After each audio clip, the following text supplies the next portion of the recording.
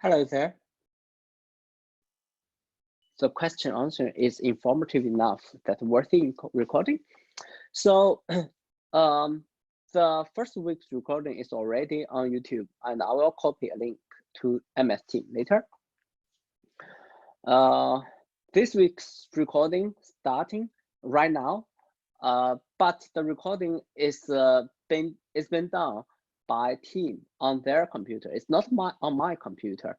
After recording, their computer will process the video, and then they will provide me a download link. It is only after they have processed that recording, then I get the link, then I can upload to YouTube. My experience, the longer you record, the longer it takes them to process the video, because our session is about 2-3 hours long. So probably you will need, hopefully it will be ready in next Monday also.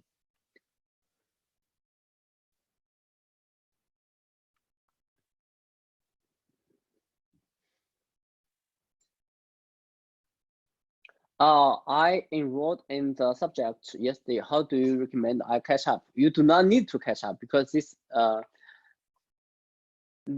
is the first lecture that we introduce specific topics in this subject. In the previous lecture, we do some general introduction. You can, but whether you want to catch up or not, you will always need to watch online videos prior to you come to this session. Otherwise, you won't be able to make sense of what is going on. Sir, would you let me look?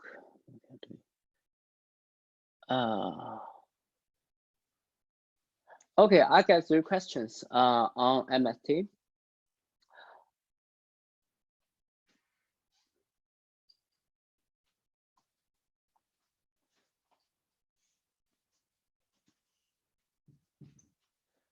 So why do I need to do data partitioning? That question refers to a practice.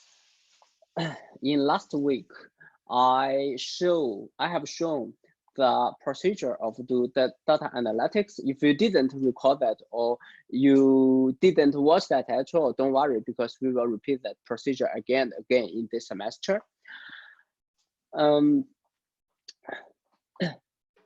The question is why you need to partition the data in 2 parts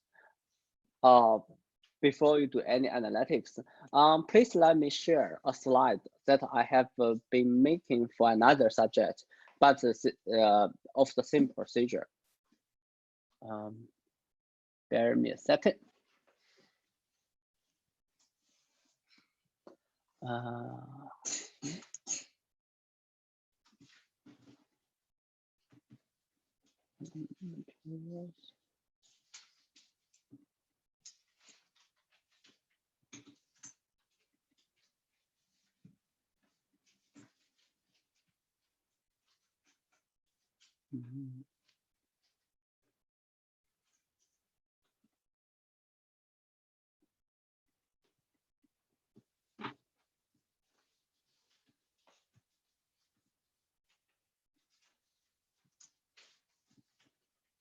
This is a slide from my lecture in machine learning. So let me share my screen. So on the procedural side, when you do machine learning, do data to build models that learn something from data. So procedure is like that. You have data, you split the data into 2 parts, the training part and the evaluation part. Then you use the training part to do the training and do data models, whatever. After training, you will get a data model. And you will use the data that you withheld without letting it to be seen by the training procedure. Use those valuable independent data to evaluate the model that you have learned. Why? Let me give you an analogy. See, if my purpose is to to find out how is my teaching goes on, how much I have delivered the necessary knowledge I want you to learn from my side. So I want to test you, basically. I might want to give you some practice questions so you can improve your skill or something. I provide you this. I let you learn from that and prepare yourself. You get yourself here. But if you really want to know what is your level in the subject, I probably won't use the same questions that I've provided you for learning to test you. Otherwise, I'm cheating myself, you're cheating yourself. So that is the basic logic. And that is why you need to split the data. Does that make sense?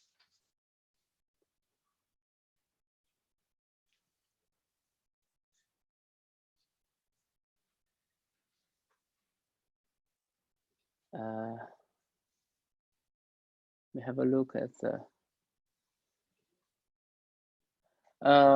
what is the relationship between decision tree learner and decision predictor? I think that this problem, this question can be generalized as what is the difference between a learner and a predictor? So let me start my name to make it more specific. What's the question? I will share my screen later when my name starts.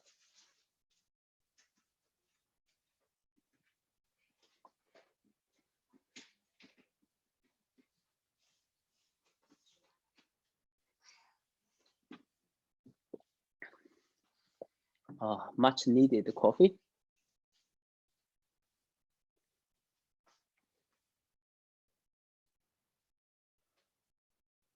So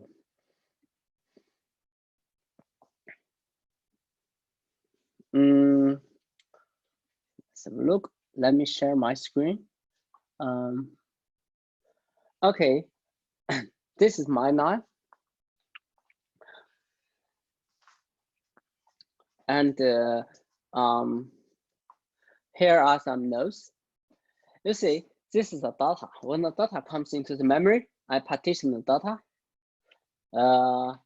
Well, I give one part of the data to the learner and the other part to the predictor. It is the learner. In the learner, we protect the learning, and the learner model is represented by this little square that is given to the predictor. The predictor, it is S. Excuse me. You have done the training part, and you have extract any information from the data, and you want to use this information for further prediction tasks. That's the prediction predictor, and the learner is the procedure. You select the optimal model from the model family. Okay.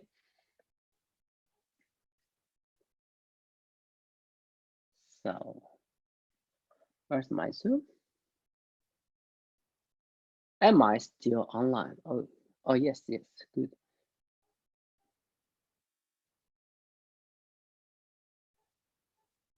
After we start session, I don't think I have much time to attend to the chat channel. I think I probably will mute the chat channel. So to list the distraction of myself, and our tutors will help your questions. Okay.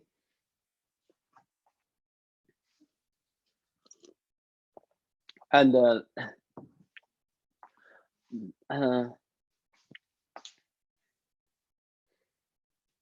you cannot rejoin. Let us go to our MS team to have some catch up. Well, I will share my screen.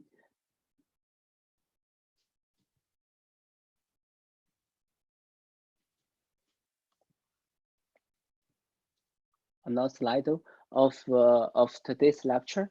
The first part is about questioning and answering, which we have done for quite a while in the first hour.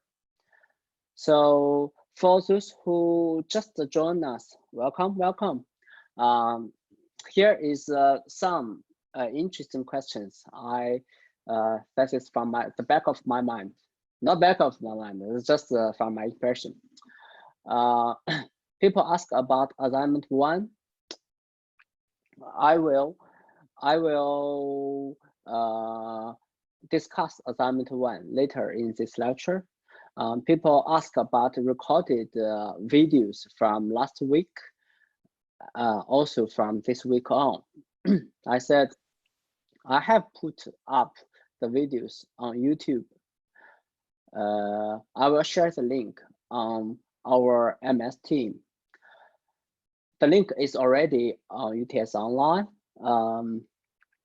The recording of today's lecture will be available after 2 or 3 days, depending on the processing power on the cloud, because the recording is directly recorded to the cloud. I do not have a local file. So when it is available, I will put up on YouTube. Also questions about whether you need to program in this class. This question has been repeatedly asked. I think maybe it's a better idea to put this question to a FAQ list or something like that on our MS team. So no, you do not necessarily need to program for this class. But on the other hand, if you want to join the career as a data scientist or data analyst, you will need to have some sort of programming skills. And for what kind of good programming tools, it does not matter that much, at least for this class. The principles, why data analytics work, what are the methodologies are important. As to the implementation, I have used the analogy. It's like you are learning to drive does not matter too much if you learn to drive using a Toyota or use a Ford. As long as you have the skill, you can adapt yourself to different kinds of tools later in your career life. Some other questions also include, let me think about that. Let me check the chat session.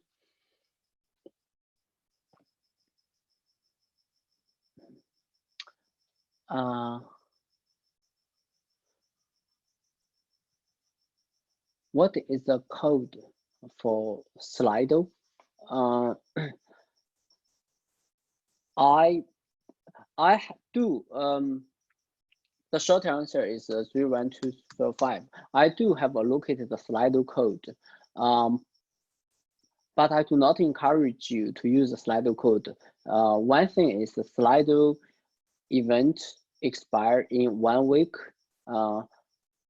I didn't maintain that too much. And on the other hand is we have an MST now. Questions there can be organized, can be managed in a better organized way. So please use MST for questions. Okay.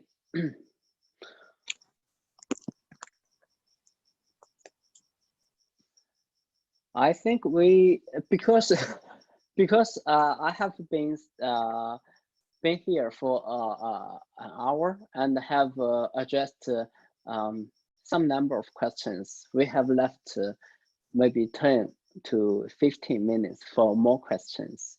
Do you have more questions? Oh yes, of course. By the way, when you have questions, it is when you have questions within the class, it is more encouraged for you to put up your hand and I will let you to talk to everybody, so everyone will have the chance to learn what's the to listen to your question.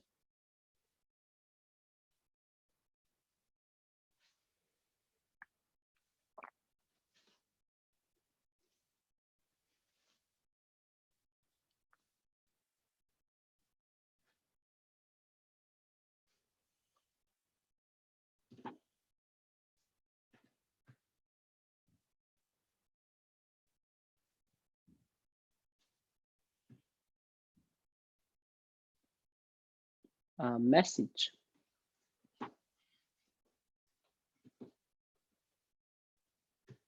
Hi, Aisha, can you put up your hand so I can make you one of the co-hosts?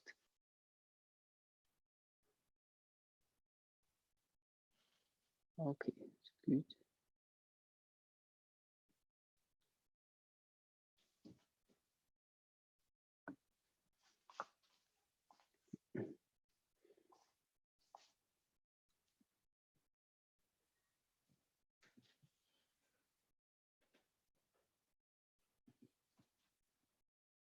Okay, if there's no more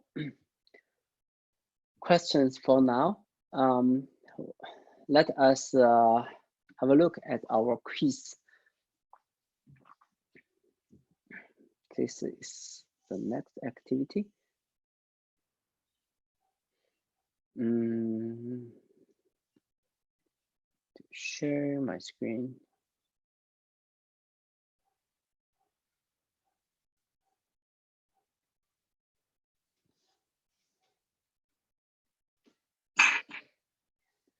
Okay, this is the quiz we want to look at.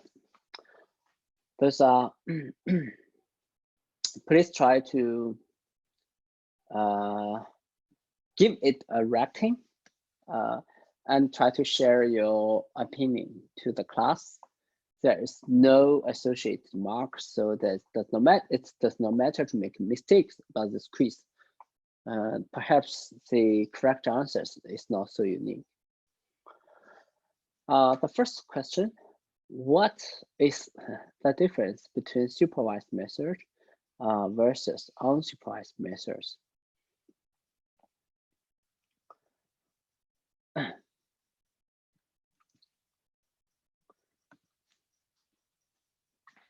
Can you consider this question for 5 minutes, maybe?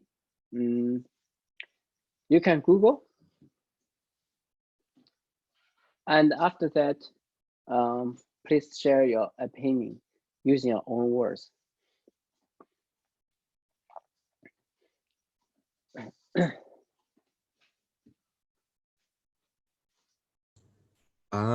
Is one of them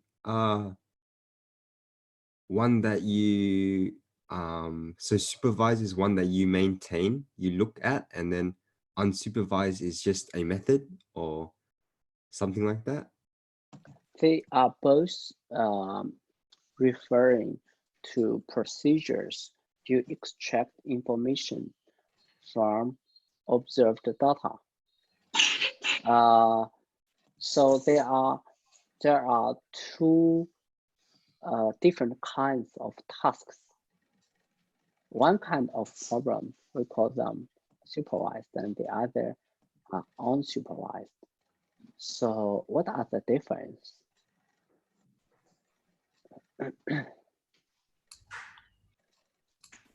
Supervised learning is when you've got inputs and known outputs, and you can test that using certain models. But unsupervised is when you've just got a whole lot of data and you want to identify clusters and trends within that data without having real inputs and known outputs. Oh, exactly. This is so technical.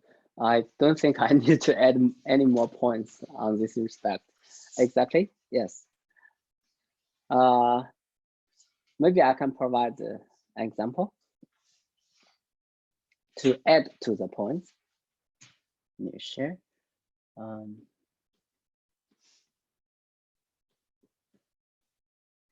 you see my whiteboard? Yeah. Okay, that's good. For example,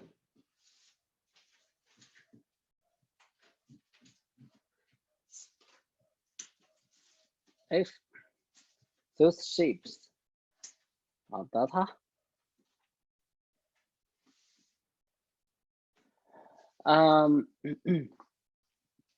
this is very much related to the discussion in the previous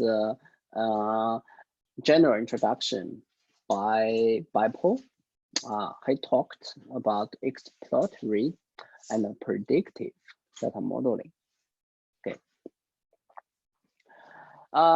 Think for a while.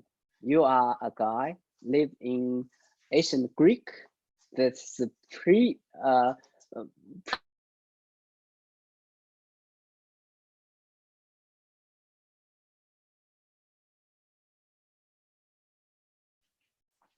Hello. I'm sorry. I think I accidentally mute myself, right? Can you hear me right now? Yeah, it's okay now. We have your voice. Okay, good. What I have said is, okay, consider the data like this, and imagine yourself living in ancient Greek, sometime preceding the Euclidean and Archimedes. Okay, so with the data, when you are doing some exploratory analyze, it does not take you to be a Euclidean to notice that there are two types of shapes in the collection, right? So just by observing data and try to make sense of different clusters, different groups in the data. That is mostly what unsupervised learning does. On the other hand, for example, if you do not have such, let me see, here is it. Okay. Let's keep only the rectangles. So how about if I give you a number 5 here, maybe a number of this, a number this, and a number. So if I'm telling you this is the areas of these shapes, and you can also measure the length of its edges. See, if you are living in an area where there is no such an equation tells you how to calculate the area of a rectangle, and you want to, by observing the correspondence between the area and the length of the edges, this kind of problem, the goal, the final task is to do predictions, right? And this kind of task is supervised learning. And obviously, I have to admit, if you are going to geometry, to do geometry, it probably won't be a good idea to employ data analytics in the first place, because you have mathematical analytics at your hands, right? Okay. Hello, people. If I can ask you to stop sharing your video, because there might be some limitation of the bandwidth in Zoom.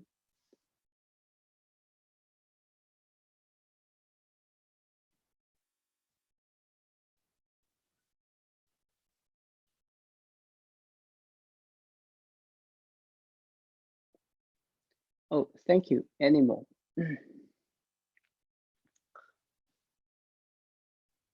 So I think I share the quiz again.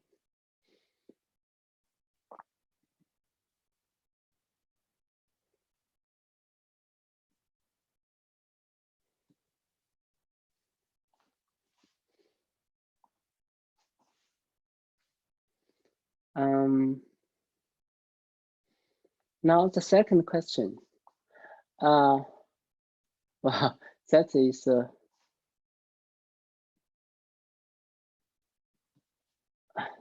a bit to read. Imagine you work for a cinema. The customers scan their reward card every time and they buy a ticket. When they buy a ticket, so you know the association between the customer ID and the ticket of the movie that they are going to watch. So when there is a superhero movie goes online, you want to send promotion emails to some of the customers and see if there is a cost associated with the promotion. So you do not want to blindly send the mail to all the repository of your customer, your historical customers. So you want to select a subgroup of customers to send them the promotion. Then the task is to select the subset that is mostly likely to come to your cinema and buy the ticket to send the promotion. So, and the question is, what is your opinion? Is this example an unsupervised problem or supervised problem?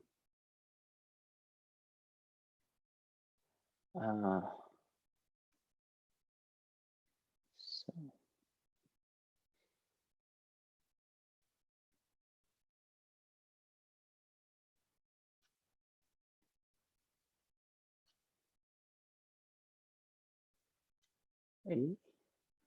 Participants. Interesting. I find it interesting too. In Zoom, we can start a poll.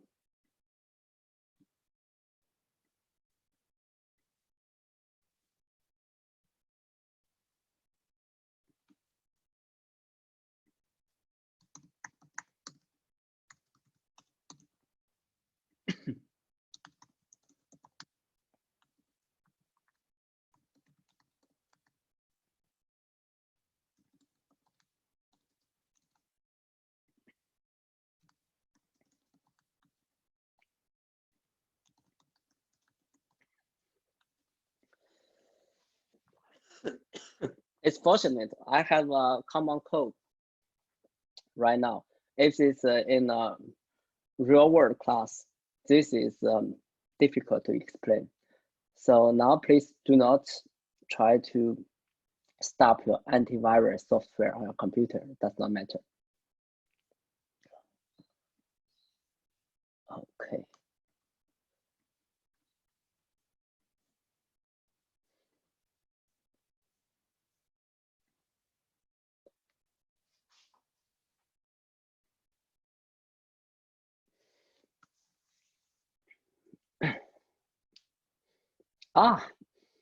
That's fantastic too here.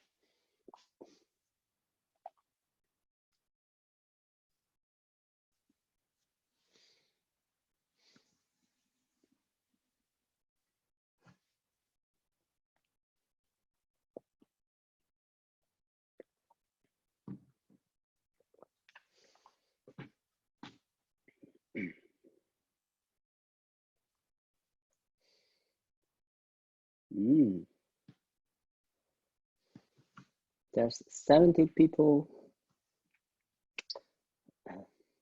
have not yet make your decision.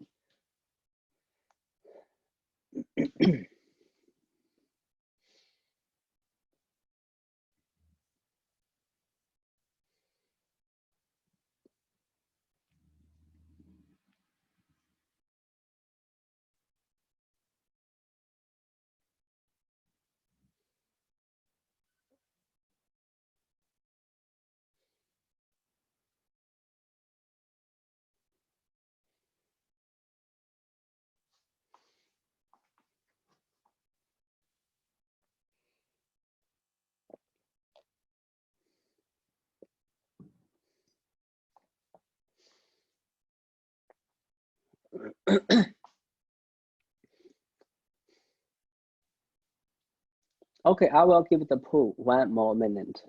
After a minute, stop the poll. And in the meanwhile, for both groups, please try to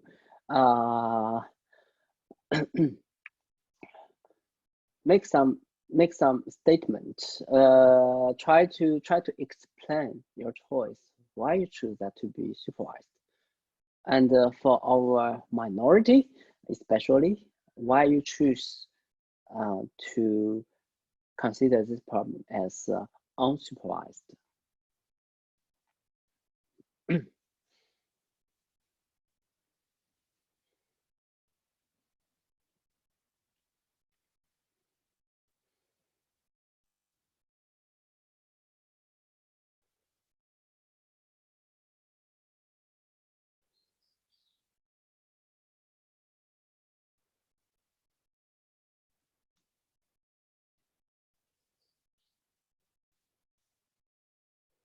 Okay.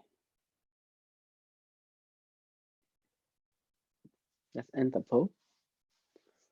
Now we have the majority of people think that's supervised and some people think it's unsupervised. Let us invite one from the minority, maybe, to share their thoughts on the quiz. Do we have some volunteers? Please put up your hand.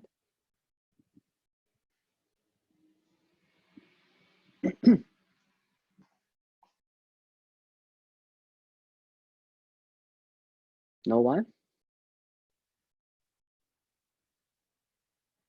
Okay.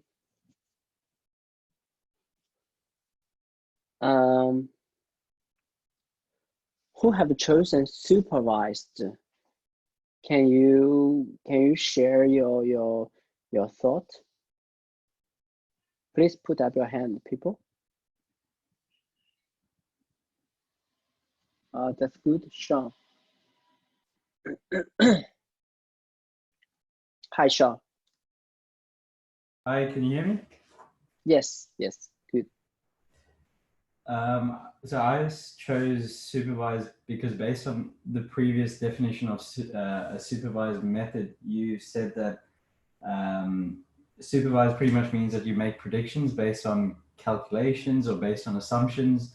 With this particular example, you've got the rewards card, which associates a customer's buying decisions, really, which is which movies they purchase, and then you can attribute that to the new movie, the superhero movie. And then based on that, you can send out emails to whoever you think would fall into the category of wanting to watch a superhero movie. Yes. So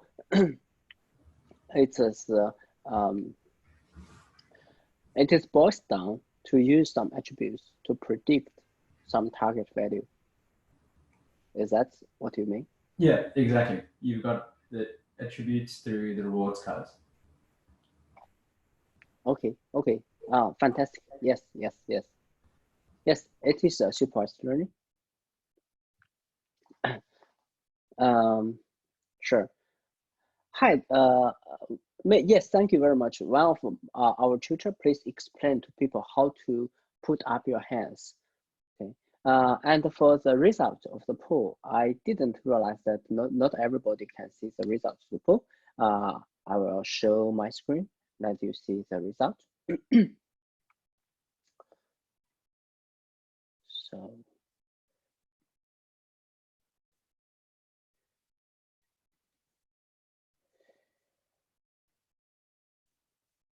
Where is my share?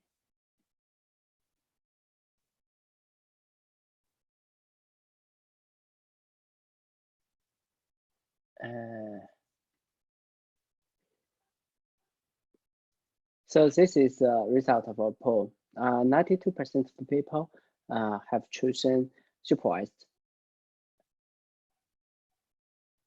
I do not understand how the percentage has been calculated. That is fantastic.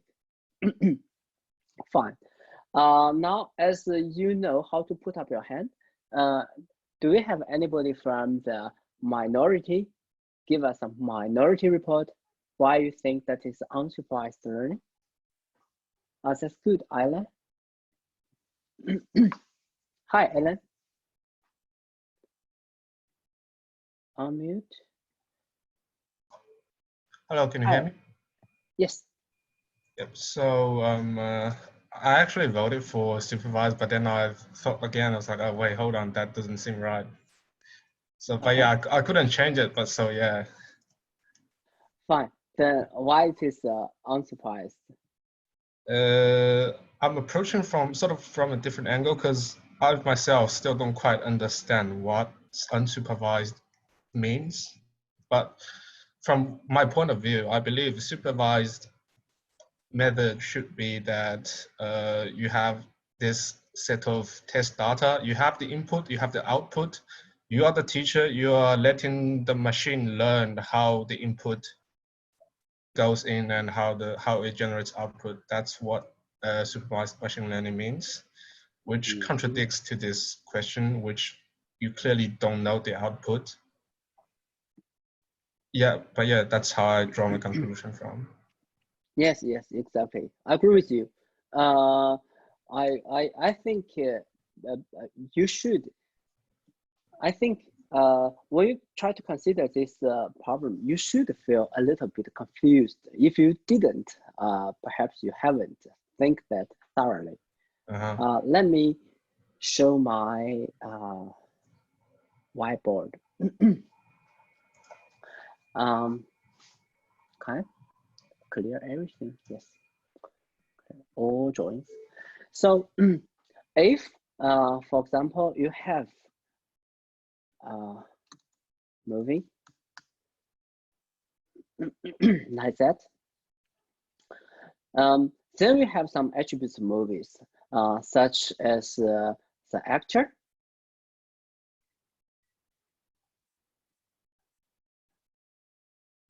you have such actor or that actor.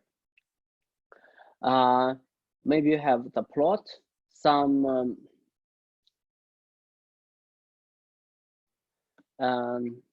memorable attributes of the plot,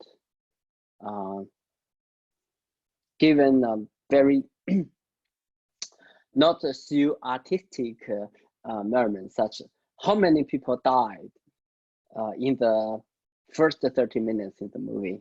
So, or whatever kind of this measurement. After all those, you have categorized that movie as a superhero movie.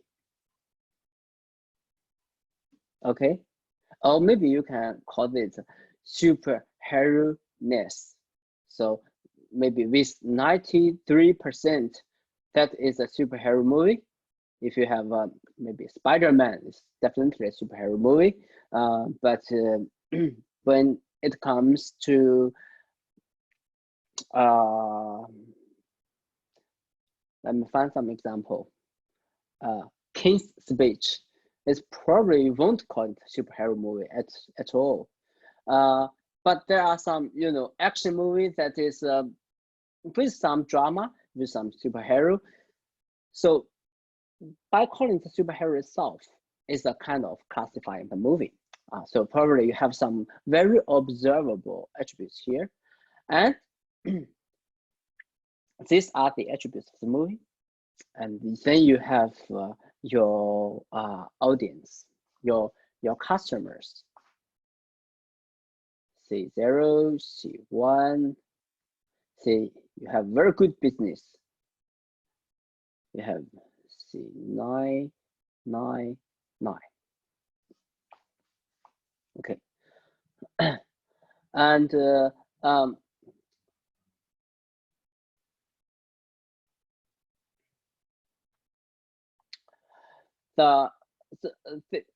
this table should contain something like this. Excuse me for give you the impression that each customer is a unique role. Each customer can have multiple roles.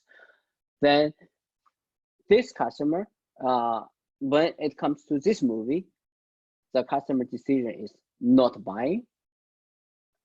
When it comes to this movie, the customer decision is yes. And the task is, okay, give these attributes of that movie, whether this customer is going to buy. Okay.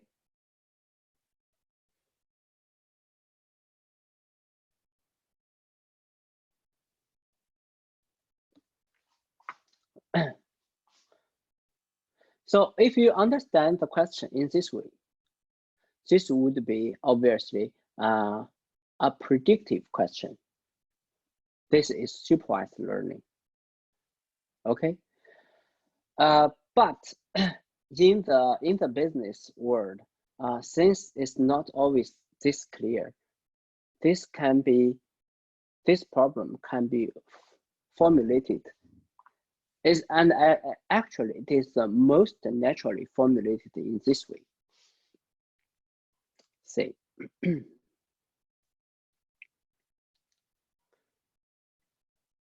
these are movies, and these are customers.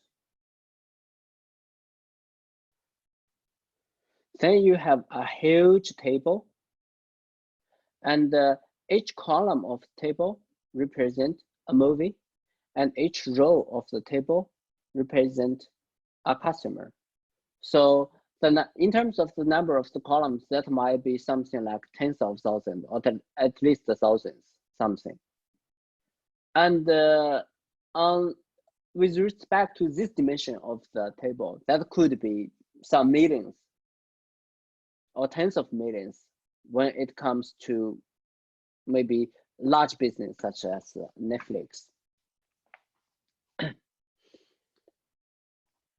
If you understand the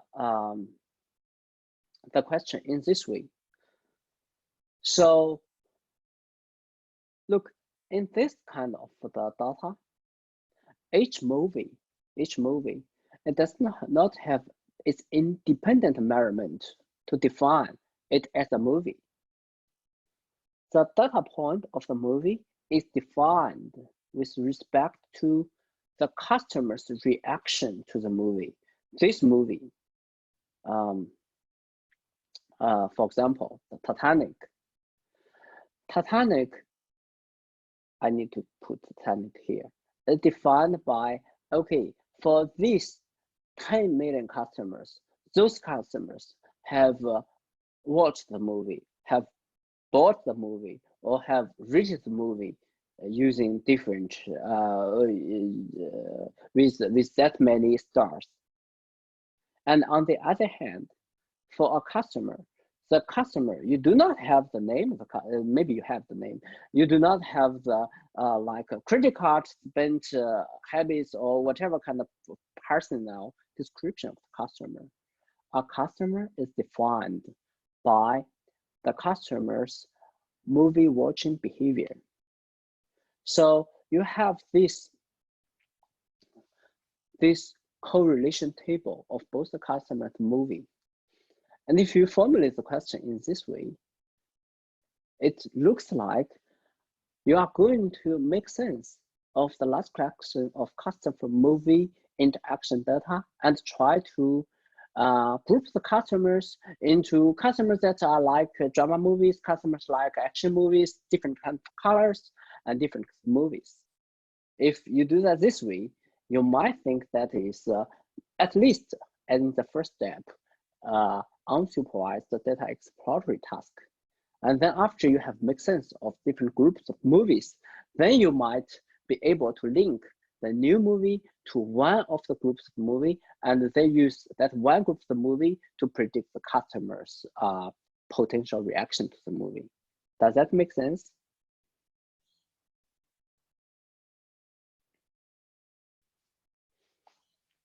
Okay, good.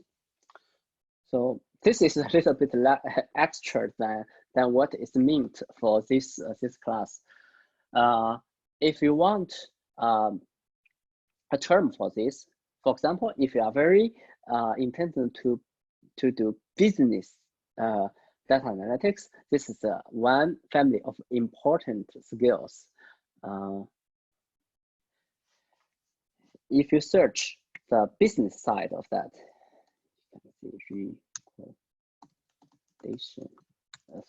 data systems, and the and the academic term for this, let's see, collaborative future, and there is another term for the co-clustering. Okay.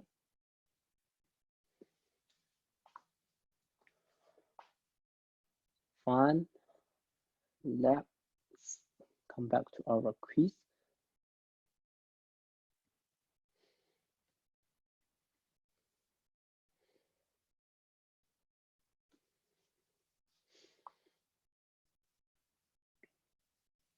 Well, I might have talked too much, so much that perhaps invade a large landscape of the discussion that is related to the third question.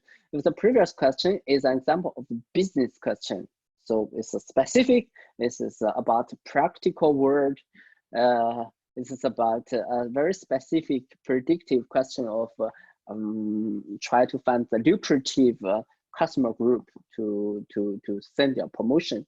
The question here is, what is the matching data analytics question? So I think I prefer to talk less, and I like you to share your opinion on this.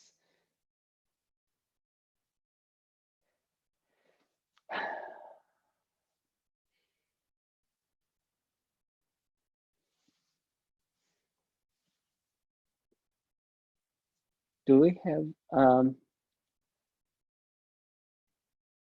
let's give it maybe 5 minutes. You can Google, you can think about that, and then I will be looking for volunteers to share the opinion.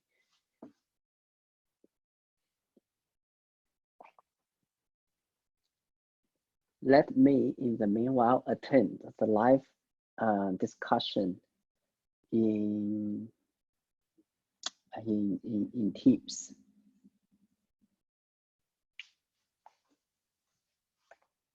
Thank you, Aisha.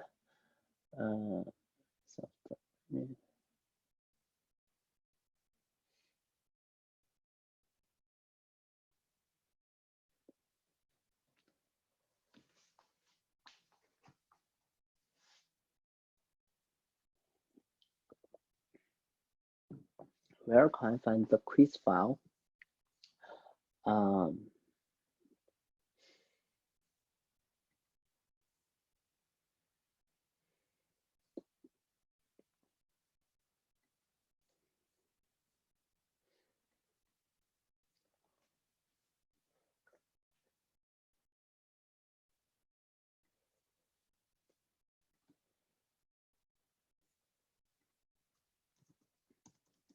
I've uploaded.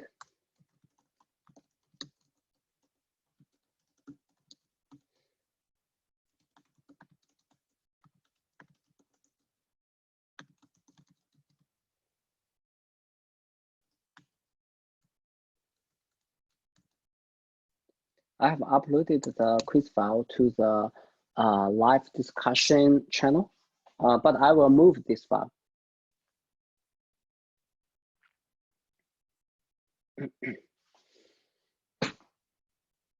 No, there won't be exam.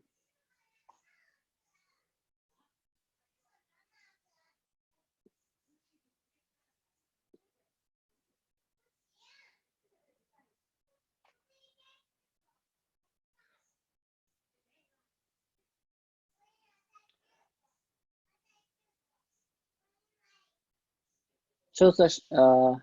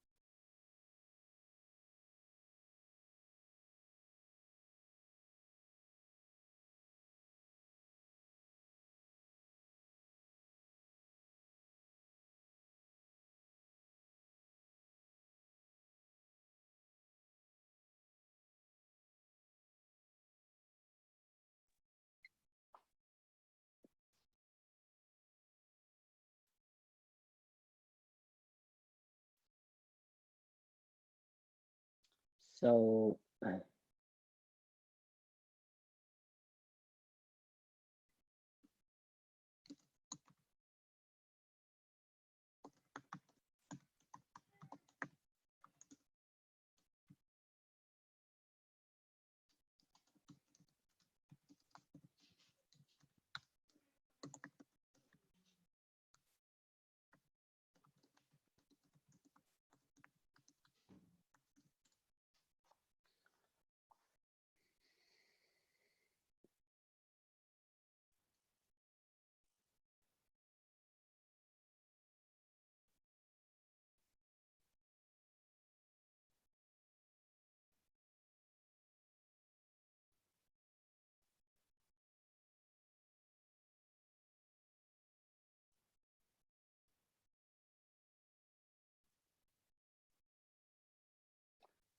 okay.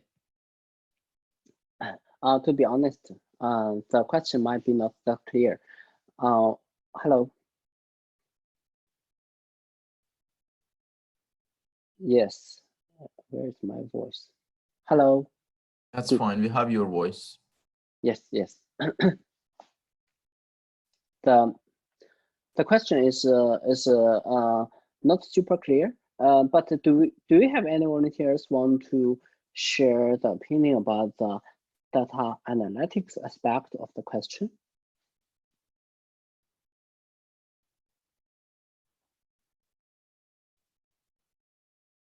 Okay, I think when it comes to data analytics, it is more about what we have discussed on the whiteboard. You need to come to the drawing board. You need to adopt the CRISP procedure from your business understanding to whatever is observable when it comes to this problem. And then you need to analyze, you need to understand the properties of the observable data. So the observable data itself give you a limit of whatever you can make sense from the question. And then you will decide a model or whatever thing, a data model or whatever analytic method you want to adopt to approach the problem. So I think the data analytics question is more specific, it's more technical. It is based on the business understanding, but then you need to worry about more technical details about the question. So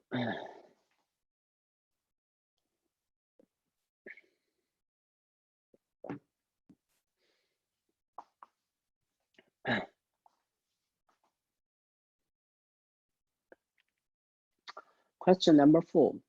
What is the main difference between data mining and statistics?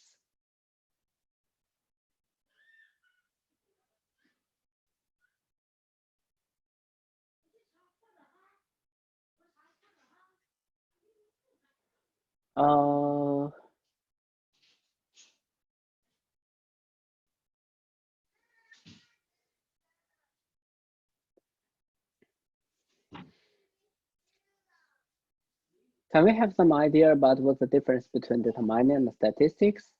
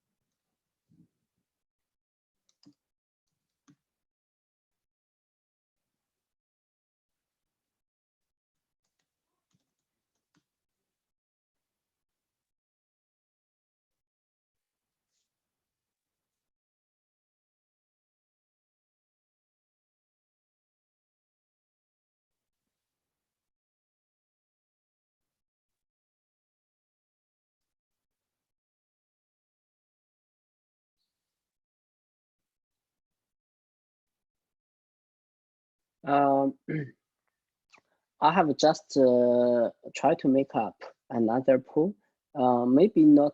I improvised this pool. So might to share you some. It is the intention is not to force you into some of the opinions, but to share you some of the source.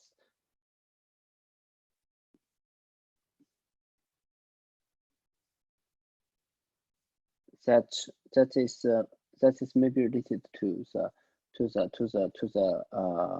question, how to launch this pool.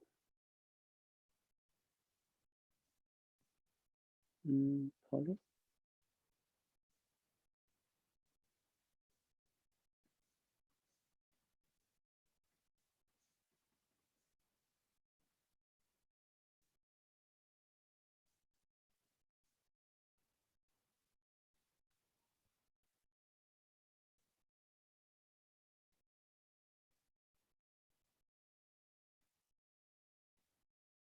Okay, sorry, I'm not that familiar with managing the polling. This is my first time using that as well.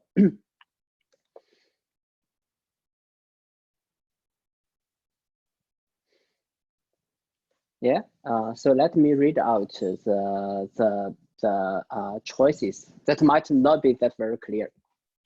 So what's the difference between data mining and statistics? The first choice, of course, you do not agree with me at all. There's no difference. Data mining is all about statistics, and statistics is well, data mining. We have very few people have chosen this choice. Opinion 2, statistics is a lower level technique, and data mining is a higher level technique that's built upon. I'm sorry. No, you're good to go, June. Yeah. Okay. Okay. Sorry. Data mining is a higher layer application of statistics.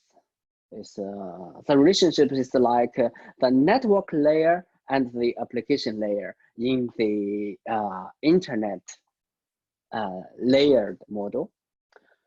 The third opinion is data mining does not worry about the hypotheses, but statistics is all about hypotheses. I think many of you have learned Introduction to Statistics or some courses like that previously. So statistics is all about hypotheses. For example, in the very recent COVID-19 diseases, the scientists have the hypothesis that for both sexes, male and female, you have a similar chance of get the virus. But when you get the virus, when one gets the virus, the chance that the virus cause the life, cause fatality is different in two genders, in two sexes. Males is more likely to die from the virus than females. This is an observation from data, and the scientists have this hypothesis. But you need very rigid scientific method to test if the hypothesis is valid or it is just some randomness, random noise from data. So statistics is about answering these questions. And data mining does not worry about this kind of questions at all. So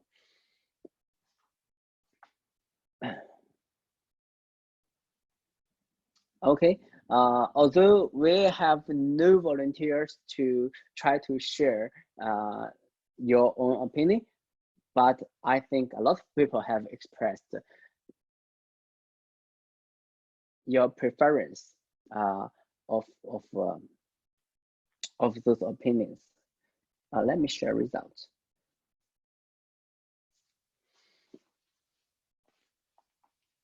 So to give you my opinion, if you let me to choose the opinions, I will say I prefer to say statistics, the lower level technique, and data mining is a higher level application.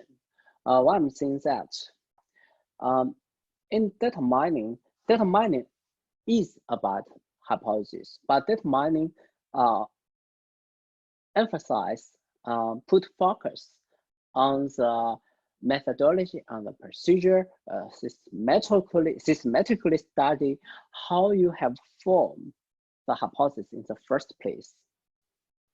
So it's like in statistics, you are given a hypothesis, and all the focus is about how to decide whether the hypothesis is valid or your observed phenomenon, the data is due to some alternative causes.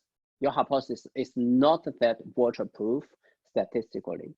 And data mining, on the other hand, is a methodology, is a kind of framework, so that when you approach a problem, you will come up with a family of hypotheses. Later, you would use your data to choose the most promising, the optimal hypothesis from the family, and how to design a family in which you are able to get a valid hypothesis, how to choose between different families, which one is more appropriate to the problem. And of course, data mining extends a little bit more than that. It also includes the exploratory analytics. You need to make sense from data unsupervisedly. Okay.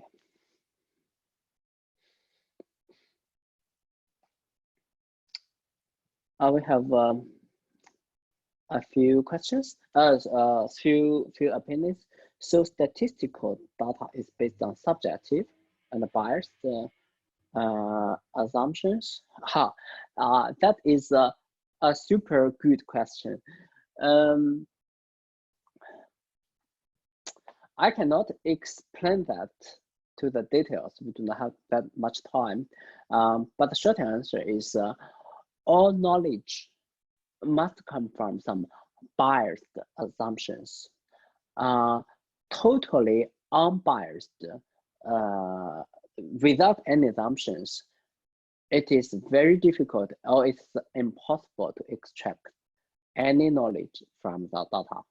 So you have to have some bias.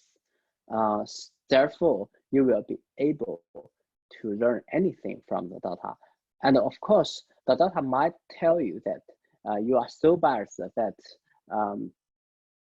the assumption is not very viable. But if you have no bias, you only run the data. To put things shortly, you just memorize what you observed. That is totally unbiased. But memorization will not lead you to generalization. You won't be able to use the data for future tasks in which you need to encounter something that's unseen.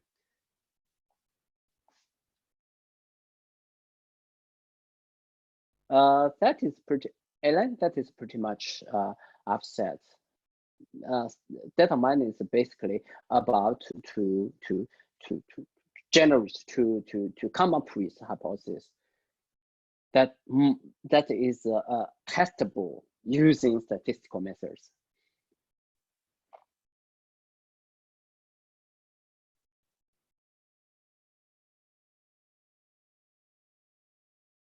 Inductive is a super good precise word. Okay. So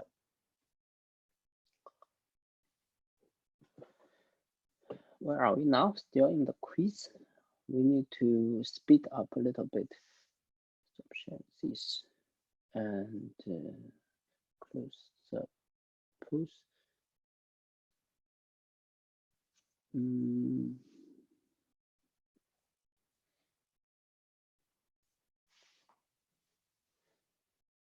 List some unsurprised method. This is a simple one.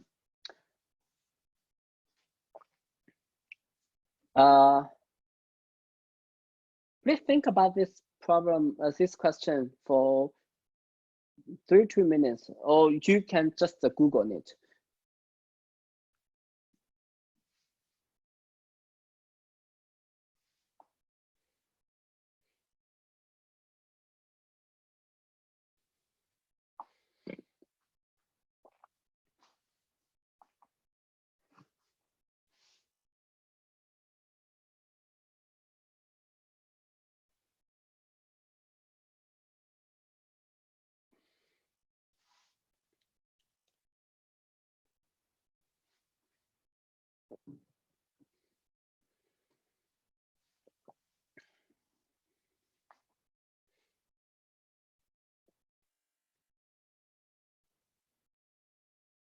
Who want to share us some unsupervised measures?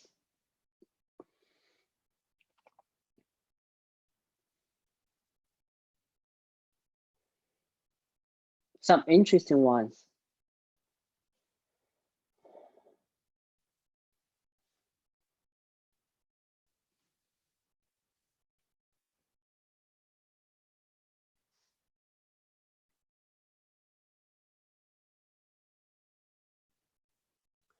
Okay, maybe clustering. Something more.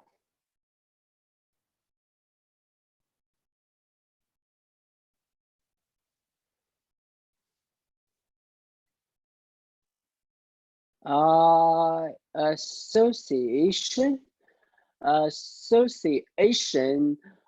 If you let me, this is a little bit vague from just one word, but if you let me see, association is probably a supervised one, because look, association, you associate something with something else in the hope that in future, when you associate, you have established association from X to Y, and in the future, when you observe X, you will be probably able to predict the corresponding Y.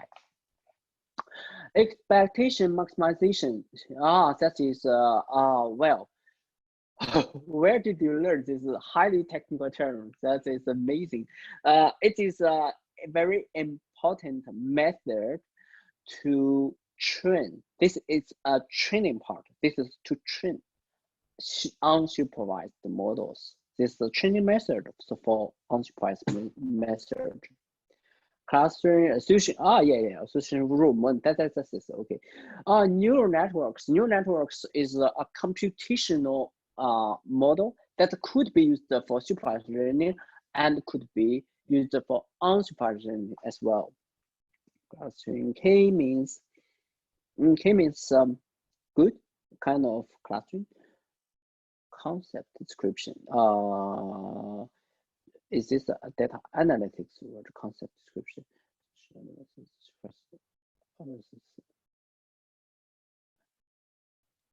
Sorry. I think I have understand the association as another technical term of association, not the association analysis.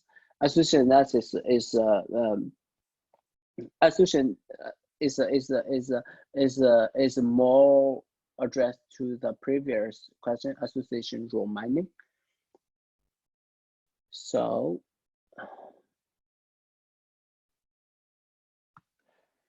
what is the difference between classification and clustering?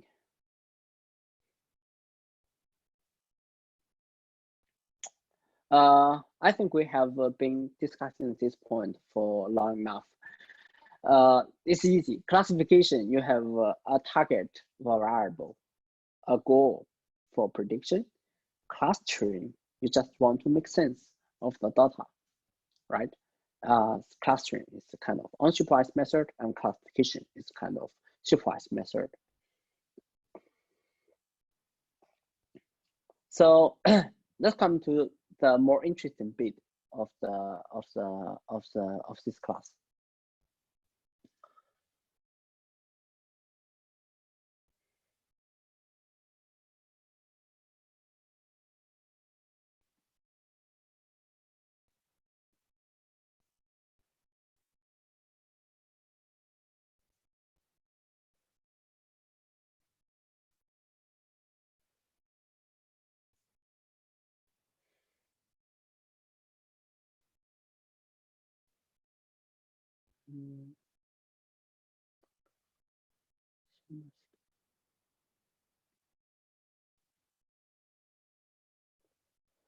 So the next exercise, I think we do not need 15 minutes this long.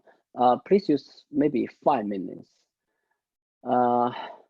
We used to break up into groups to have this discussion, because when you physically sit in the classroom, you will be discussing with people around you. But probably this will not work practically in this. Please do that individually.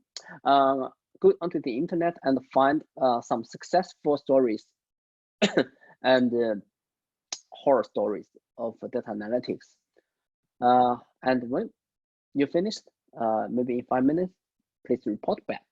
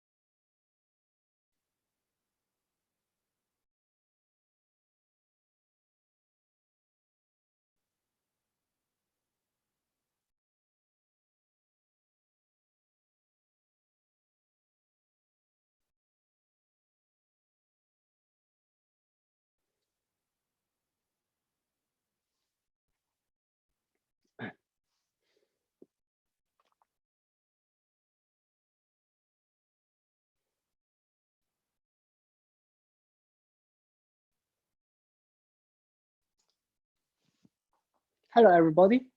Do we have some stories?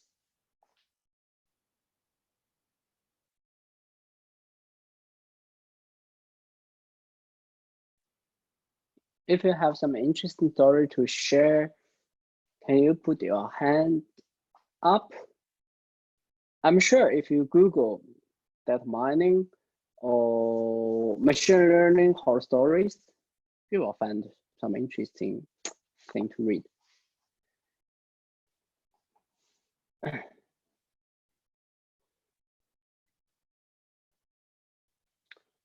That's yes.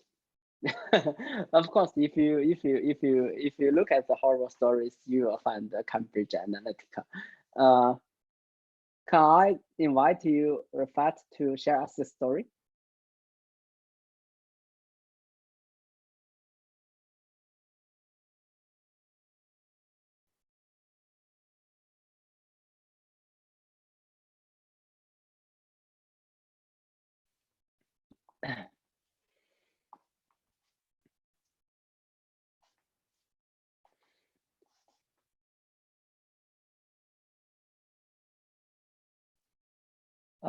Excuse me, my AirPod it's going to flat. It's going flat. I need to change one of the headset.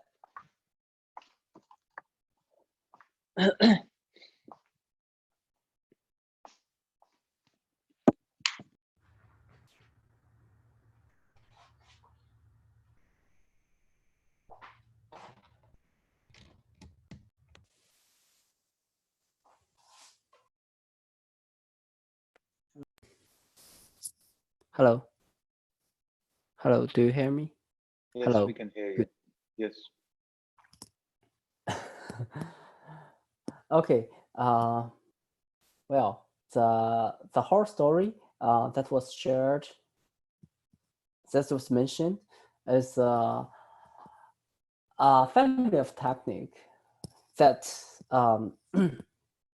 you can use user data to predict the suspectable group of users that's suspectable to automatically generated, or not automatically generated, specifically designed messages. And political campaigning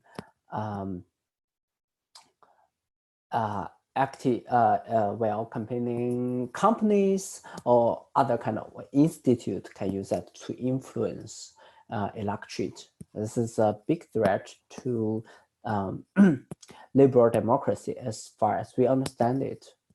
Any other kind of horrible stories?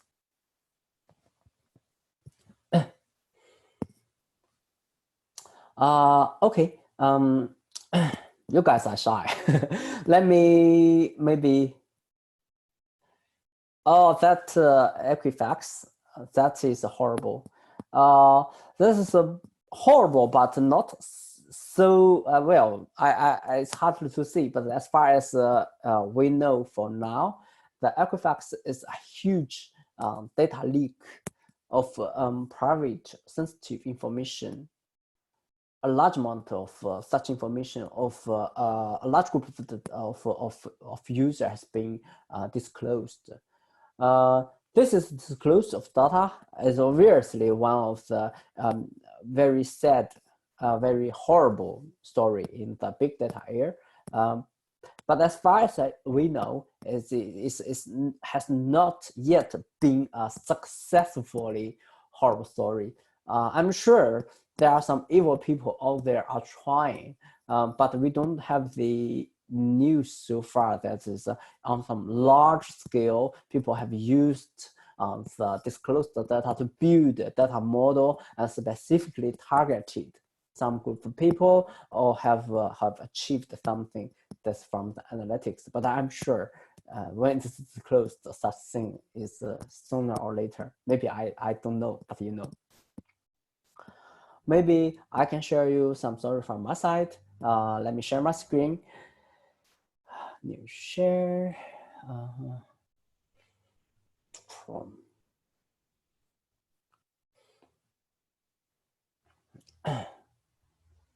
how many of you have heard? Is that sharing? Let me look. Yes, have heard about the technique called the GAN. spelling it out, it's generative adversarial nets is a kind of deep neural network architecture. Never heard of that? Fine, but you have heard deep neural networks. Okay. So, okay, Google Gorillas, good. So, excuse me, I have to stop watching the Zoom chat. It's like you are doing Facebook. We are working. It's highly distracting. Well, I need to ask your opinion. I watched that again. Okay, let me tell my story for now. So I choose this is because it serves both as a successful and potentially horrible story of data analytics, the machine intelligence example, as well as I have said, neural networks is a generic computational model. It can be used for predictive, for supervised learning, as well as unsupervised learning. Well, having said that much, on my screen, you have see a group of 8 pictures, right? Only 8 pictures. What is special is that those pictures are fake. They are not pictures that they taken from a camera. They are pictures generated by deep neural networks. They're not real pictures. People have done this by adopting deep neural networks and let the network to be trained to have a look at a large collection of images, and then the data model with perhaps billions, not billions, or at least hundreds, millions of parameters to make sense, to learn what does it take to have a large group with tens of thousands of pixels, to let this combination of the values of pixels to look like some natural images. When the data model can figure out this, you can ask the data model, please come up with some images. The images according to your imagination, those are images randomly, and the model come up with these images. All those images are fake. They're not true images. This is an unsupervised learning technique to this sense. This so far looks a very successful story, right? Well, then we will discuss the mixture of successful and horrible story, as well as the mixture of supervised and unsupervised learning. So on my screen, yes, exactly, I'm showing deepfake. On my screen, I show a Wikipedia page. It has the introduction of deepfake. This is a technique that is based on the generative deep neural networks. So using the same string, the same kind of technique, you let the neural network to learn what does it take for a combination of pixel values to look like a human face. That is what is learned from large collection of unsupervised data. The combination of this technique is with what does it look like for this face to belong to some particular person. Like if you have unsupervised model that's been trained so that it can generate general faces, and then from the other set of data, you have faces that belongs to me. Then you will be able to generate feeds that look like me, and the content of the image must be associated with some original content.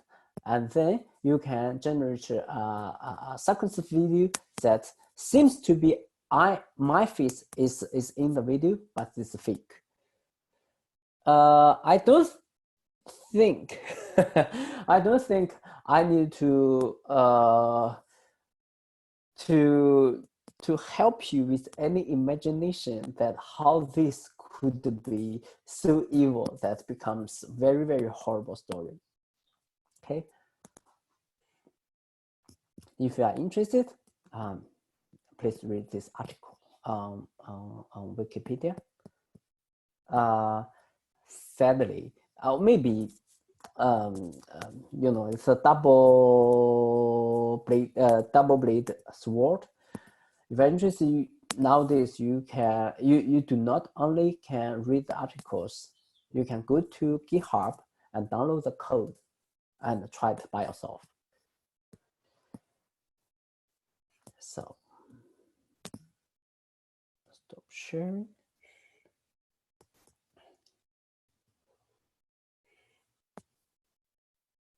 Oh.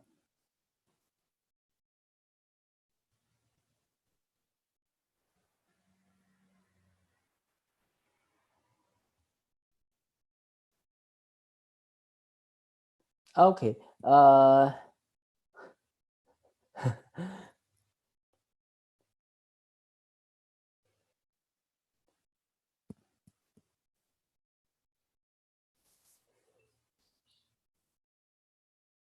Yes, it's Wikipedia. It's a quick way. If you want to learn more, you will need to read the references from there, which will direct to the yes, the academic articles. So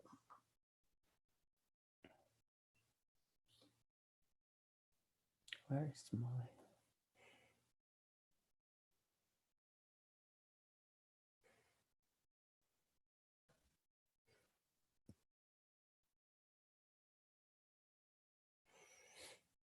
oh, sorry, I haven't shared this.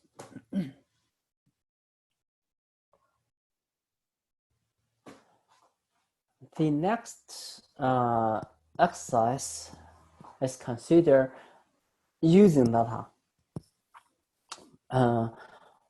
Please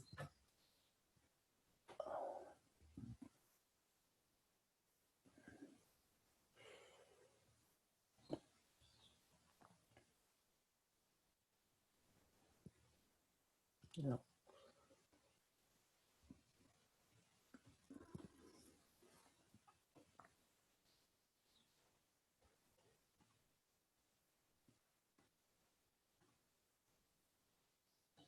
Please try to imagine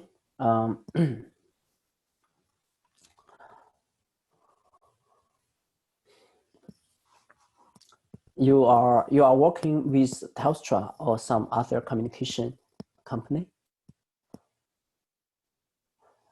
and the data is collected by the business, and you want to put it into business use. Try to consider what is the data you might want to collect from your customer that is useful for your business. For example, maybe the age of the user,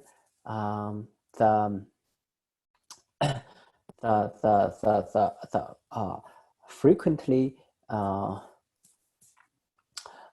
used type of data, stream data, or mobile phone data, or voice data.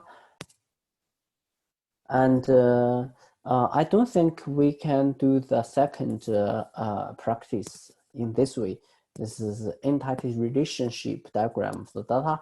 So it's more about for you to design the database storage tables for data. And you can jump to the third question. How would the data you propose to collect be used to have a better understanding of the business process.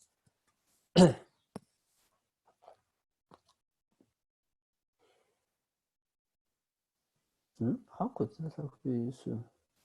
Yes, of course.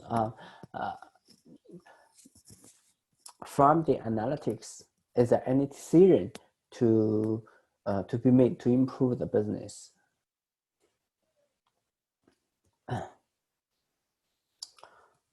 And please label the supervised and unsupervised problems in this process.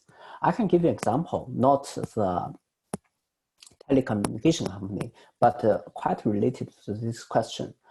I have a friend, an industrial partner, who work for the customer relationship in a credit card company, and his job is to analyze the customer service quality.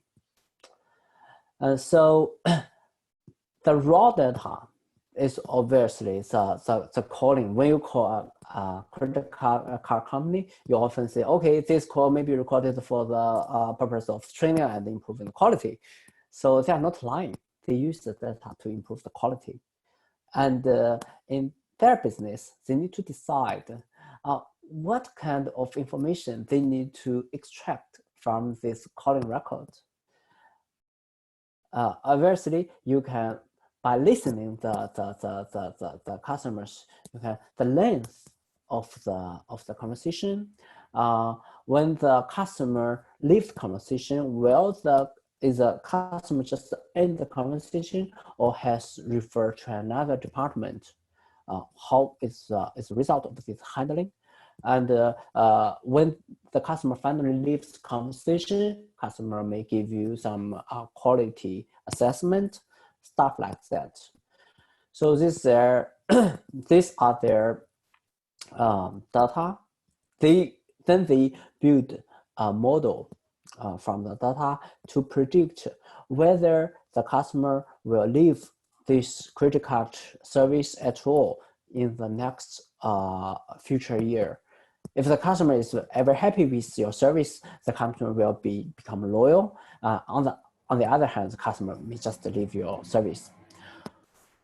And after understanding this problem, they can design measures how to improve customer satisfaction.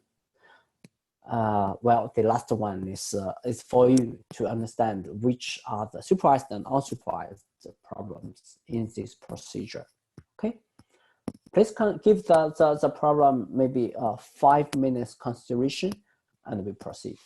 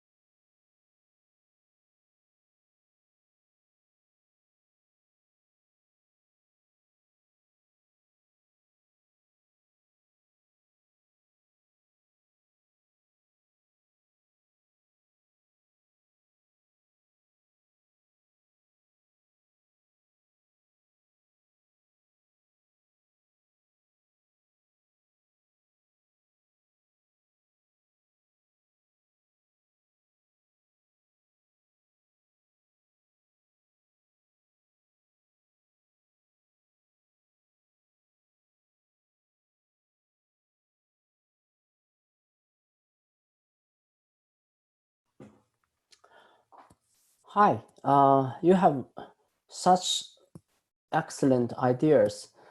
Why don't you put up your hands and share your ideas? Instead, let me to read out whatever you have put on the chat.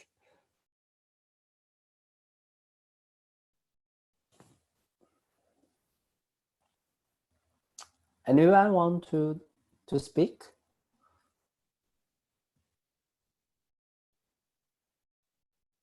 Okay, Ellen.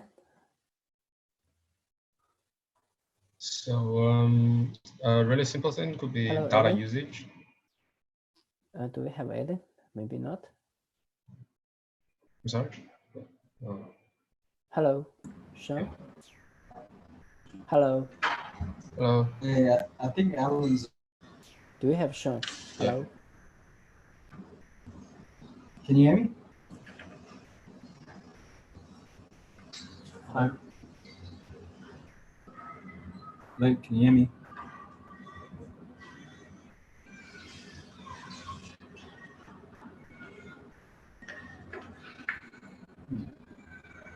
June, can't you hear me?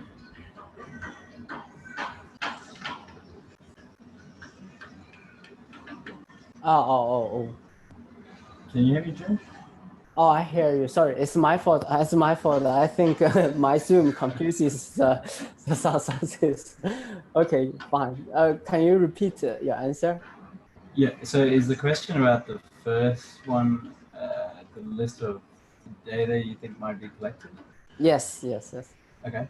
I think things like call length, how long people on the call for, the highest traffic period, what times of the day may see the highest traffic, web searches as well, Web as searches. well as and the phone numbers that have been dialed.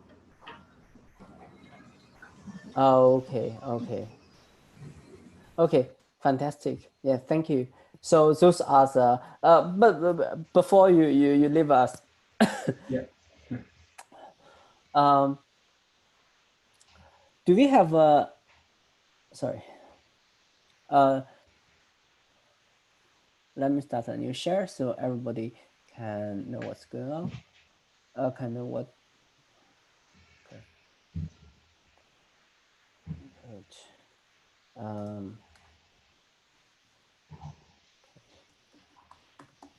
Peak hours.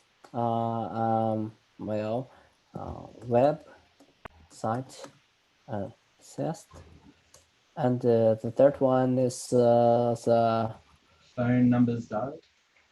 phone numbers. Yeah. Okay. That's it.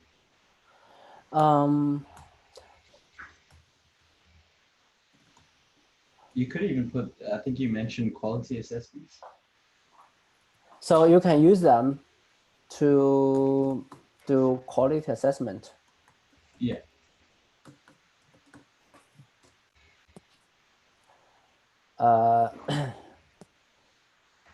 Quality in terms of the communication quality or customer satisfaction with the service. I was thinking more on customer satisfaction. Or more on customer Could do service. both. It could be either, but I was thinking more customer service. Okay, so what kind of improvement you think we might that might come out of the data model? Look, by improvement, you could think of customer satisfaction. That's for one thing.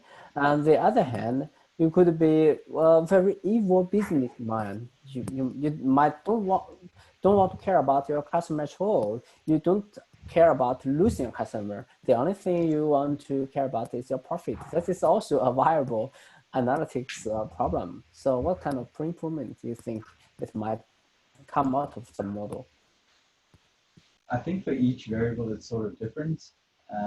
For peak hours, they could use that data to determine how many servers they need running, or maybe they need to expand their bandwidth. Can I say change service policy? Yeah, Okay. could be.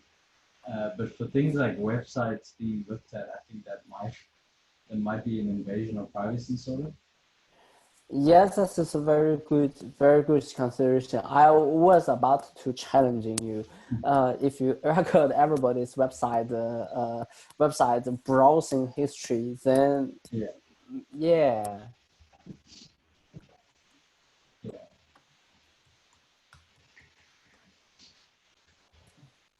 So And likewise for phone numbers called, but I guess that they might have policy about that as well. yes, of course, yes. Yes, they are viable questions, and yeah, I think there's active research out there to consider of how to improve customer service, customer satisfaction, and in the meanwhile, try not to violate a lot of horrible privacy violation. Okay, so yes, thank you. So.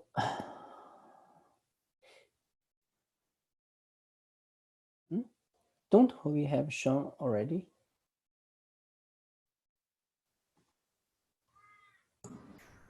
Yeah. Am I back? Okay.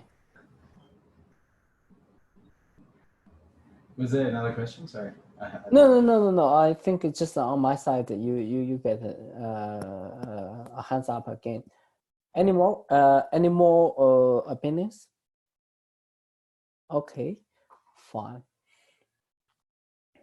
We have a lot of expression on the chat board. I'd love to read them all, but I'm afraid we do not have enough time to share all those opinions. Okay. Yes, good.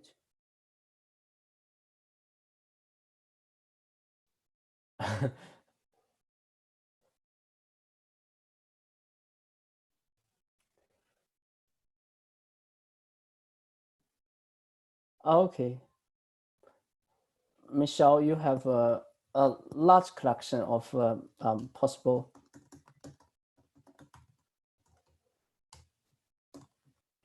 data you want to collect. I'm sure you can make a lot of data models from that. Peak hours, interesting, can also include volume data. Right, Dakin, that is reasonable.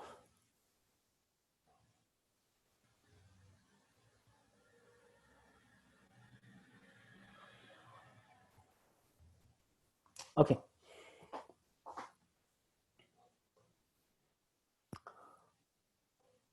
Fine. Let's go to the next issue. So, yes, privacy.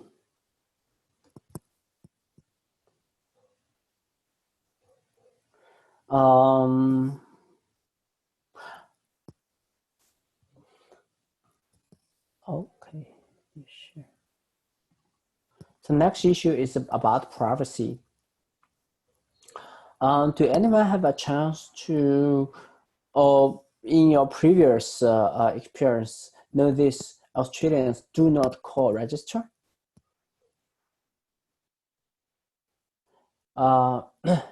It is a service, and I think it's mandatory, required by all commercial use of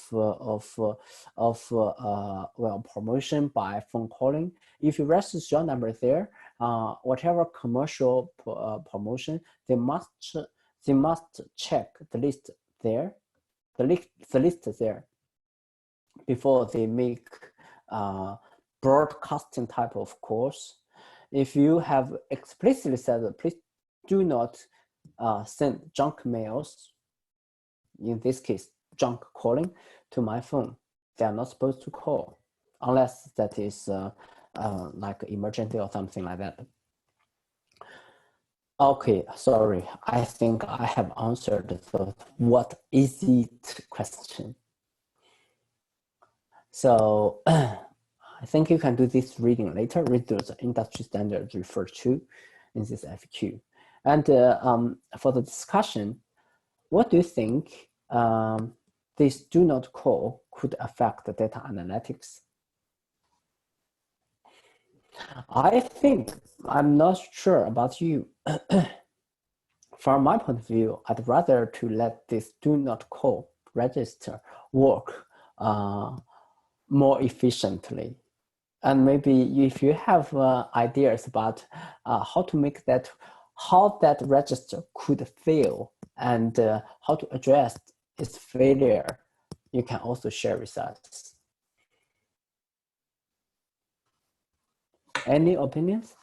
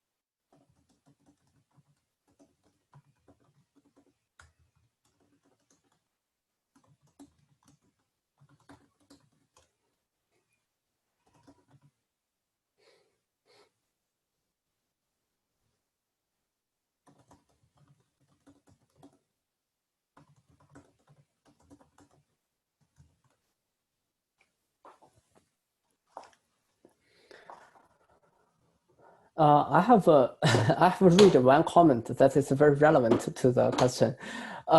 Very good. So honest business check the Australian do not call register and they do not call you. But on the other hand, scammers do not check the register. They call you anyway. Any idea about how to address this issue?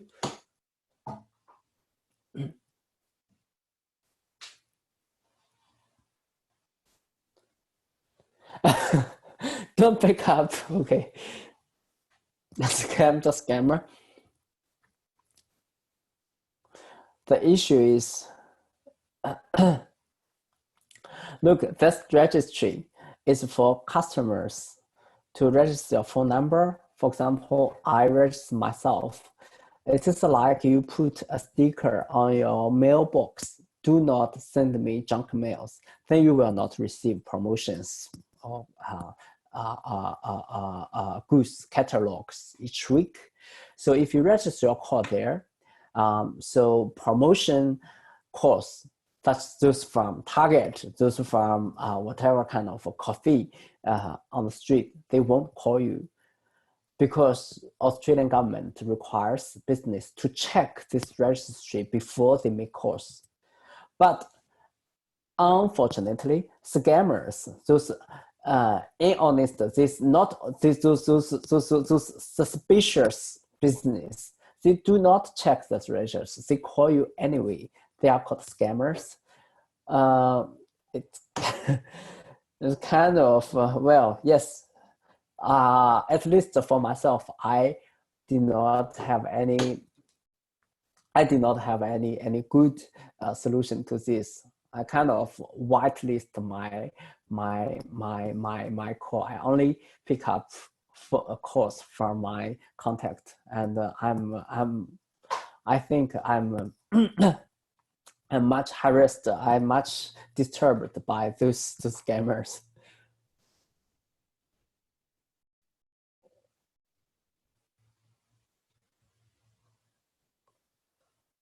Okay. That's not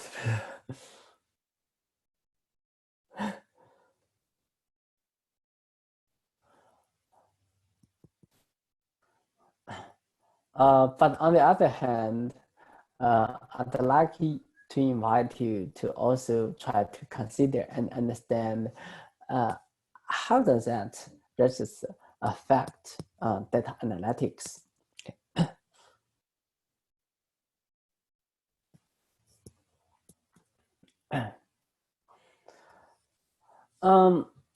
Why? Yeah, to be honest, to talk about the data analytics relevantly, one possible solution is from the communication company's point. You know, if you engage in dubious money transactions, your bank or the tax office might monitor your transactions and see, well, this type of transactions is highly suspicious. Then you might be investigated for money laundering. On the other hand, a same kind of data model is probably applicable to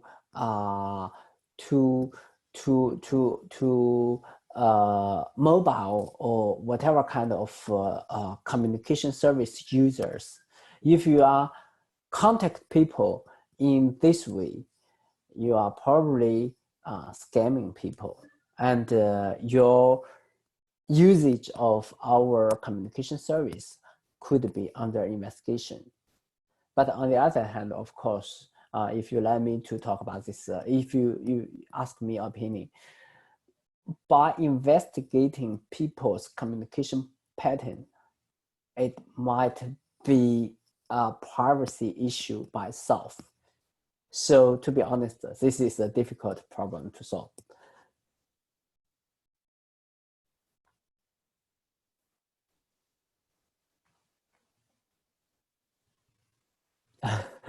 Okay.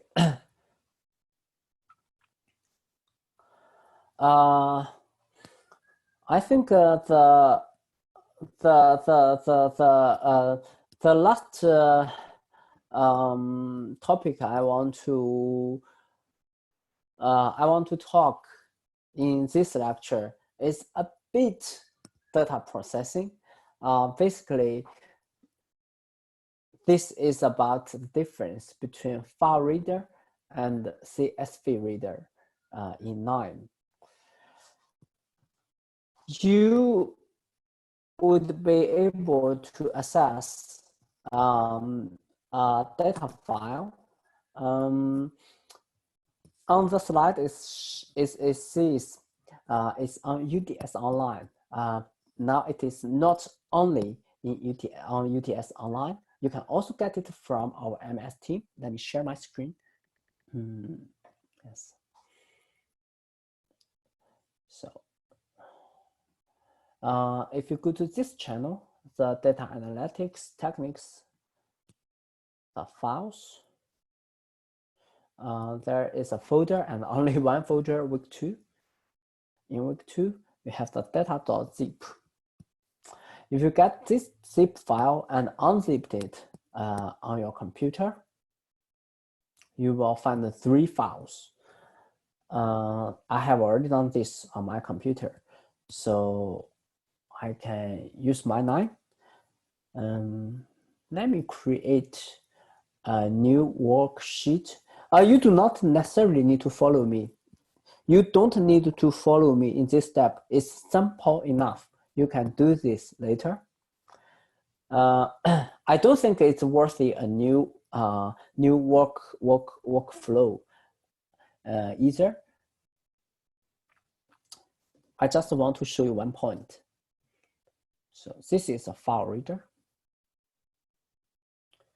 and this is a CSV reader. Okay. And on this file, oh, sorry, I haven't shown my KNIME. Excuse me. I'm going to do that right now. New share. KNIME, my KNIME. Okay, now I'm showing my line. Let me redo what I have done.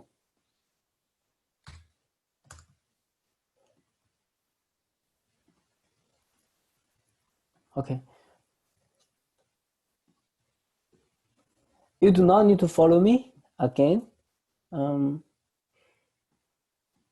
It's easy enough. You can do this later. I search in the node repository reader. There are different kind of readers. This is just to show the difference. Some worthy noting points in processing data files. So you can use file reader, which is not surprisingly reading files, and a CSV reader. CSV stands for comma separated values. You have something like value 1, value 2, value 3 in this way. So let's read files.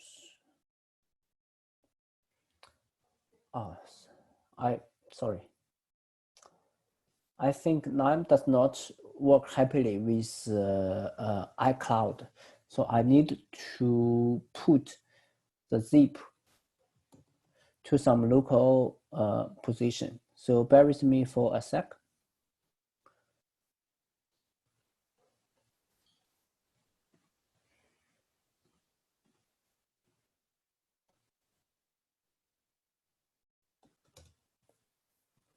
Okay.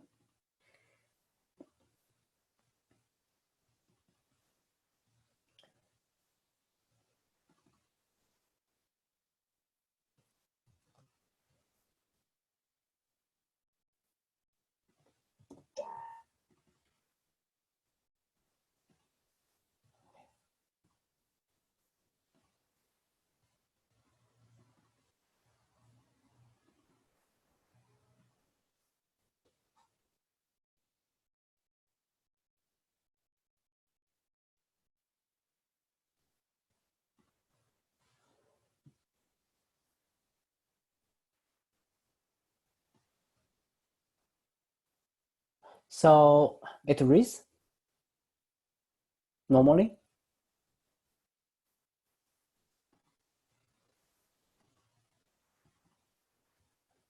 If you use CSV reader,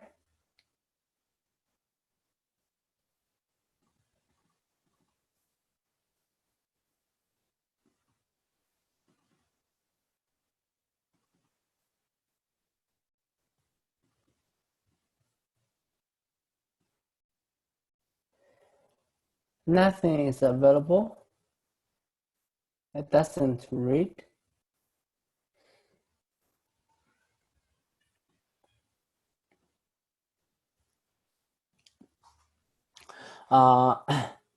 The reason for that, let me show you.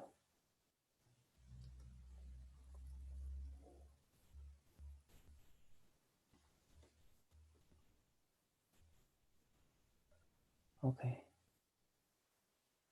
Temp W2 data.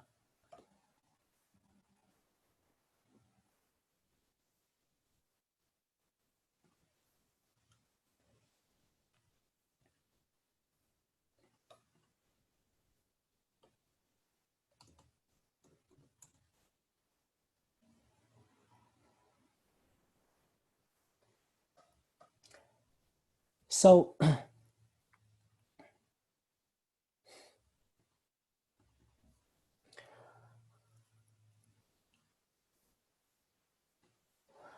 you can see the content of the file or of all three files are very similar to each other. Actually, they are the same to each other. The difference is that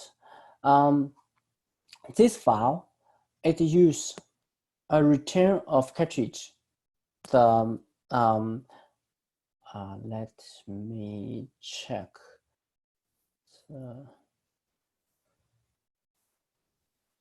Let's go to.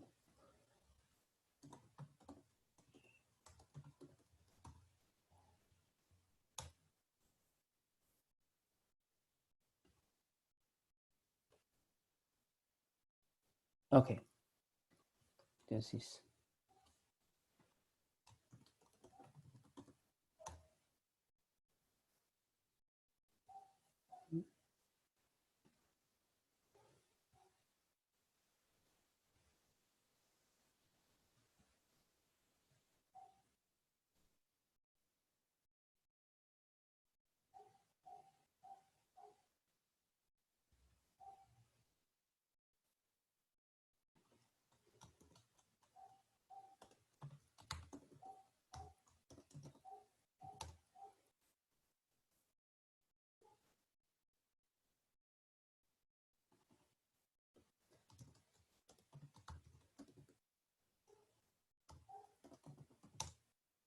Okay, so you can notice there is this a cap,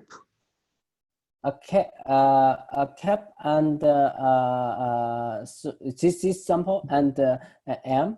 That means return of cartridge, and also a new line. So in this file, each line has been separated by 2 characters this way. And in this file, this is a Microsoft DOS format text file. Each line is separated by using the return of carriage. And this is a Unix format. Each line has been separated by a new line character. So because of this very tiny format difference, the file readers in CSV reader could be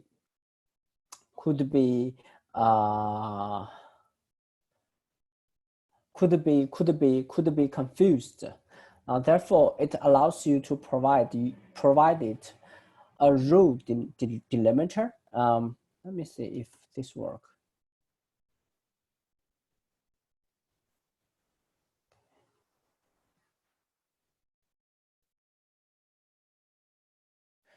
No, it doesn't work. It creates empty file. It thinks all the values of one single line. On the other hand, the file reader is smart enough. It can figure out what makes a line, so makes the processing of the data a little bit easier. Okay. So that is the take-home point is when it's possible, use the file reader. It's easier to use than the CSV reader. So that's it. I think we have run out of time to discuss more about assignment 1, but in the prior class hour, we have talked a lot of assignment 1.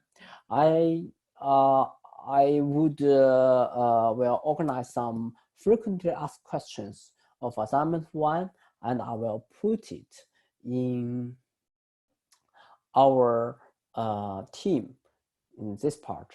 I will have some frequently asked questions here.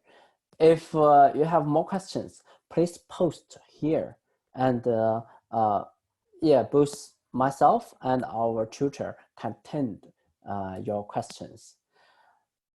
Okay, and later when Zoom have prepared the video lecture of this class, I will upload the video lecture to YouTube and put the link here. Okay, thank you everybody.